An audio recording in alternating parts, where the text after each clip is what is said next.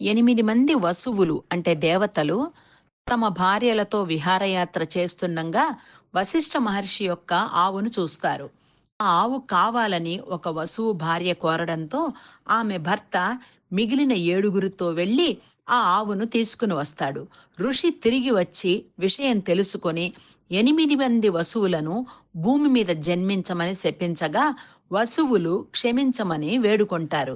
దానికి ఋషి సహాయం చేసిన 7గురు స్వల్పకాలం మాత్రమే భూమిపై జీవిస్తారని, ఆవుని తీసుకెళ్లిన వసువు మాత్రం ఎక్కువ కాలం జీవించాలని శాపాన్ని సవరిస్తాడు.